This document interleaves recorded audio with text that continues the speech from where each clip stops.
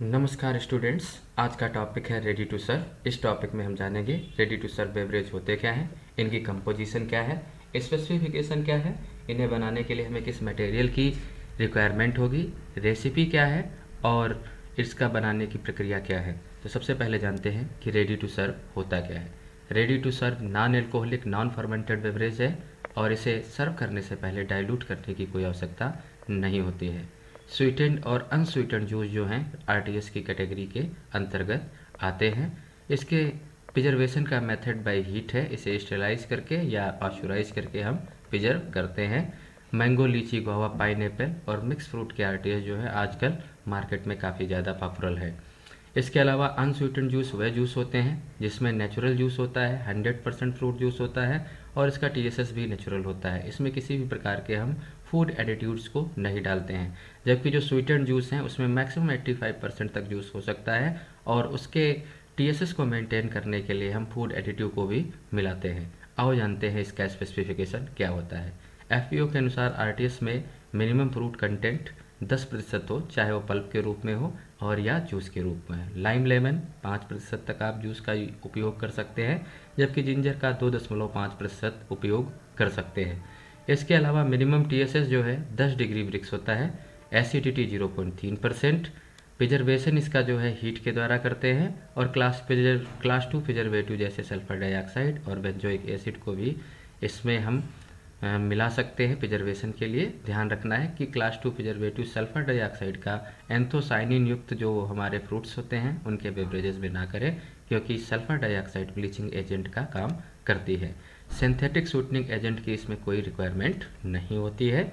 Colour और flavour की अगर बात करें तो 0.02% तक जो है आप सिंथेटिक कलर और फ्लेवर मिला सकते हैं और आपको इसके रैपर पे ये मेंशन करना पड़ेगा कि आपने सिंथेटिक कलर एंड फ्लेवर मिलाए हैं। इंक्यूबेशन पीरियड कंडीशन में देखा जाए तो यहाँ पे किसी भी प्रकार के बैक्टीरियल और फंगल ग्रोथ के कोई भी साइन नहीं दिखने चाहिए at 37 degree Celsius. Raw material की अगर बात करें तो मैंगो, ऑरेंज, लेमन, लीची, पियर, कीवी, एप्रीकॉट के अलावा इनको आपस में भी मिक्स करके हम आरटीएस बना सकते हैं। अगर हम यूटेंसिल्स की बात करें तो हमें स्टेनलेस स्टील नाइफ चाहिए, juicer, screw type juice extractor चाहिए और कुकिंग और मिक्सिंग के विभिन्न प्रकार के बर्तन चाहिए, ग्लास बॉटल चाहिए, क्राउन कार्क चाहिए, स्टरलाइजेशन टैंक चाहिए, source of heat, crown corking machine इत्यादि हमें चाहिए होती है। रेसिपी की अगर बात करें आरटीएस की तो आरटीएस की रेसिपी की बात कर रहे हैं तो उसमें फ्रूट जूस जो है 1 लीटर या 1 किलोग्राम चाहिए होता है, शुगर 1 केजी, सिट्रिक एसिड 3.5 ग्राम, वाटर 8 लीटर और केएमएस 1.5 ग्राम।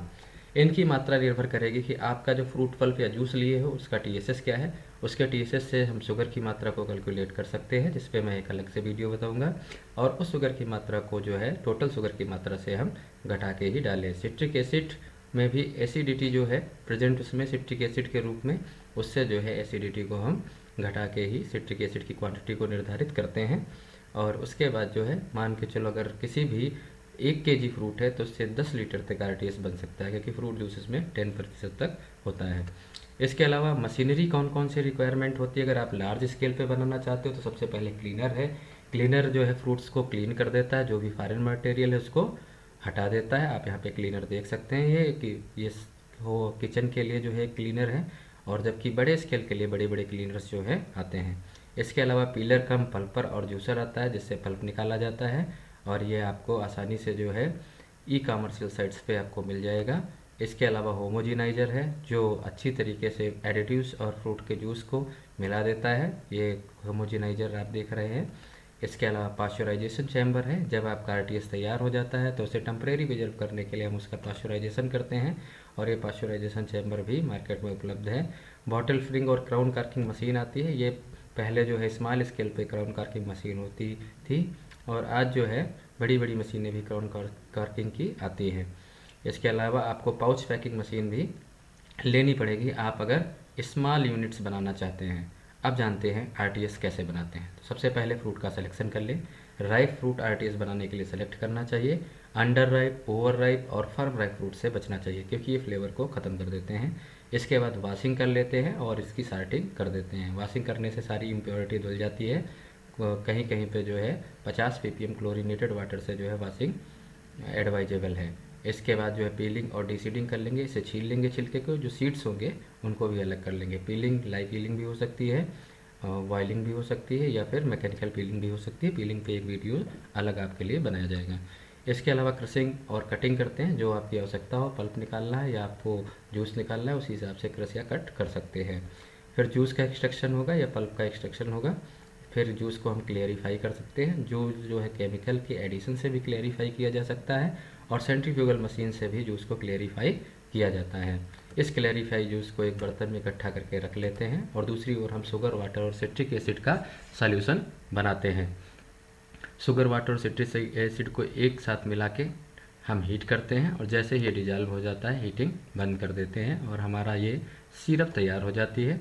इस सिरप को जो है हम क्लेरिफाई जूस के साथ मिक्स कर देते हैं, और मिक्स करने के बाद जो है इसका होमोजेनाइजेशन कर देते हैं, और होमोजेनाइजेशन करने के बाद जो है इसमें परमिटेड कलर या फ्लेवर को, जो जितने भी परमिशन लेवल है 0.02% तक, वो डाल देते हैं। इसके बाद इस जूस को हम पाश्चराइज कर सकते हैं। तो आरटीएस को 62 से 85 डिग्री सेल्सियस तापमान पे 1 मिनट के लिए हम पाश्चराइज कर सकते हैं।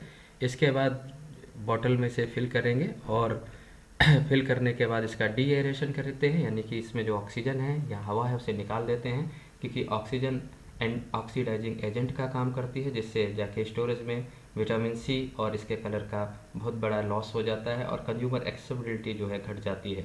एसेप्टिक पैकेजिंग कर देना चाहिए। एसेप्टिक पैकेजिंग का मतलब ये है कि पाश्चराइज आरटीएस जो है पाश्चराइज बॉटल में डाला जाता है। इसके बाद इसको पाश्चराइजेशन कर दिया जाता है फील्ड बॉटल को 20 से 25 मिनट के लिए, फिर लेवल कर दिया जाता है, और लेवल करने के बाद इसका स्टोरेज कर दिया जाता है। हीट ट्रीटमेंट की अगर बात करें तो जो भी आरटीएस मिक्स है, जो बॉटल क्राउन कॉर्किंग मशीन से बॉटल के अंदर फिल आरटीएस है, उसको 80 से 90 डिग्री सेल्सियस पे 20 से 30 मिनट तक जो है पाश्चराइजेशन कर देते हैं। आजकल ultra high temperature processing RTS beverage की काफ़ी ज़्यादा पॉपुलर है, और इसमें जो है हाई टेम्परेचर शॉर्ट ड्यूरेशन ज़्यादा पॉपुलर है, जिससे कि सेल्फ लाइफ इसकी बढ़ जाती है, यानी कि भंडारण अवधि भी बढ़ जाती है, और साथ साथ में जो इसमें न्यूट्रिएंट्स होते हैं, विटामिन्स होते हैं, उनका भी लॉस कम होता है। अब बात करें लेवलिंग की। लेवलिंग की यही सही स्पेलिंग है, LAVELLING। शायद पिछले वीडियोज़ में गलत स्पेलिंग है, उनको आप सही कर लेना। इसके बाद अगर बात करें तो लेवलिंग जो है इंडिया में देखा जाए तो food safety and standard authority of India, जिसको फजाई कहते हैं, वो लेवलिंग या पैकेजिंग के नॉर्म को डिटेक्ट करती है। ब्रांड ने आपको जो लेवल है उस पर सबसे पहले आपको ब्रांड नेम देना होगा, फिर उसके बाद आपको ट्रेड मार्क सिंबल देना होगा। इसके बाद जो है आपको प्रोडक्ट का नाम लिखना पड़ेगा। जैसे आप आरटीएस बना रहे हैं तो आपको लिखना पड़ेगा ये आरटीएस मैंगो आरटीएस है, गुआवा आरटीएस है, या आप अपना नाम कोई प्रोडक्ट का रखते हैं तो उस नाम को भी इसमें लिख सकते हैं। इसके अलावा किस कंट्री में ये बनाया गया है, कंट्री ऑफ ओरिजिन आपको लिखना पड़ेगा। इसके बाद आपको वेज और नॉन वेज लोगो देना पड़ता है। वेज लोगो जो है ग्रीन कलर का होता है, और नॉन वेज लोगो जो है वो रेड कलर का होता है। इसके अलावा जो है कितना नेट कंटेंट्स है इसमें, क्या कितनी शुगर है, कितना फ्रूट पल्प है, और कितने अदर एडिटिव है आपको बताना पड़ेगा, और कितने ml का है ये आपको बताना पड़ेगा। मैन्युफैक्चर जो यूनिट है जहाँ पे बनाया जा रहा है उसका भी एड्रेस लेवल पे देना होता है। फजाई लाइसेंस नंबर और लोगो भी आपको देना पड़ेगा। फजाई का लोगो आपके सामने है, और लाइसेंस नंबर जो है फजाई में आप आवेदन करके प्राप्त कर सकते हैं। इसके बाद जो है सर्विंग इंस्ट्रक्शन, किस प्रकार से इसे उपयोग में लाना चाहिए और कितनी इसकी डोज मैक्सिमम लेनी चाहिए, ये सब भी जानकारियाँ आपको लिखना होगा। अगर कोई भी कंज्यूमर जो आपके प्रोडक्ट से सेटिस्फाई नहीं है, कुछ उसमें एडिशन करना चाहता है या फीडबैक देना चाहता है, तो उसके लिए कस्टमर केयर डिटेल भी जो है लेवल पे लिखनी होती है। मैन्युफैक्चरिंग डेट आपको लिखना है, लॉट नंबर लिखना है, और कितने दिनों तक इसे यूज कर सकते हैं ये भी आपको वहाँ पे मेंशन करना है। अब जो है आरटीएस के अंदर जब हम स्टोरेज करते हैं तो बहुत सारे उसमें क्वालिटी चेंजेस आने लगते हैं, और जैसे जैसे समय बीतता है वैसे वैसे उसकी क्वालिटी डिटीरियोरेट होने लगती है। उसके कुछ निम्नलिखित कारण है, जैसे कि उसके कलर में जो चेंज है due to oxidative and enzymatic degradation of the major pigment, high storage temperature के कारण ऐसा होता है।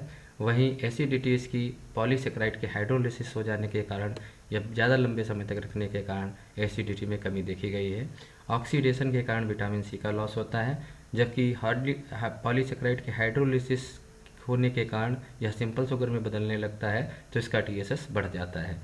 पीएच में भी चेंजेस देखे गए हैं, और ये चेंजेस जो है एंजाइमेटिक और फिजियोकेमिकल चेंजेस हो सकते हैं, जबकि फिनोलिक कंपाउंड जो हैं पॉलीमेरिक ऑक्सीडेशन के कारण जो है रिड्यूस हो जाते हैं।